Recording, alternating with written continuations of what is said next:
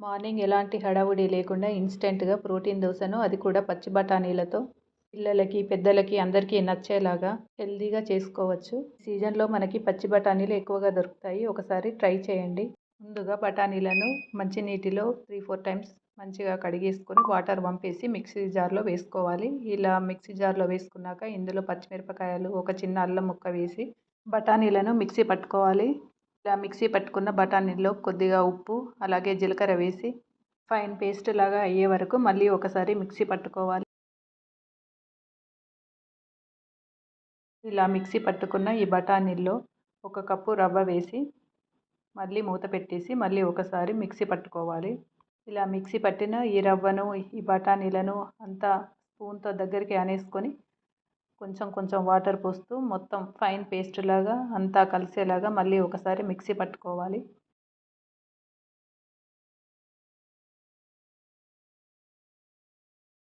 ఇలా దోసపిండి ఎలా ఉంటుందో అలా ఉండాలి. దీని కన్సిస్టెన్సీ ఇలా మెత్తగా ఉండాలి.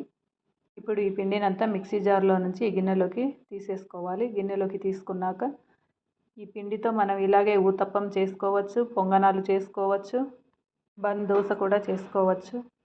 ఇక్కడ నేను దోశ చేస్తున్నాను, అందుకే నీళ్ళు ఎక్కువ పోసి దోశ పిండి కన్సిస్టెన్సీ ఎంత లూజ్గా ఉంటుందో అలా అంత లూజ్ చేసుకుంటున్నాను.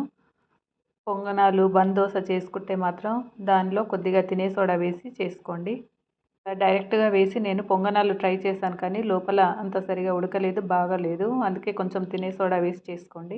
ఈ దోశ పైకి ఇలా ఉల్లిగడ్డలు, క్యాప్సికమ్ చిన్నగా కట్ చేసుకొని వేసుకోండి, చాలా బాగుంటుంది. పన్నీర్ ఉంటే పన్నీర్ కూడా వేసుకోవచ్చు.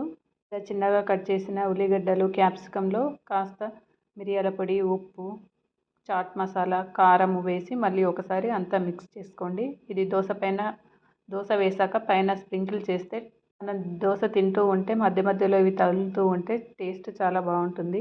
ఒకసారి తప్పకుండా ట్రై చేయండి. ఇలా దోశ అంటుకపోకుండా ముందు ఇలా ఉల్లిగడ్డతో నూనె వేసి రుద్దేస్తున్నాను. రుద్ది ఇలా మనం దోశలు వేసుకోవడమే. ఈ దోశలని రైస్తో చేసిన దోశలు ఎలా కాల్చుకుంటామో వీటిని కూడా యాజ్ ఇట్ ఈజ్ అలాగే కాల్చుకోవాలి.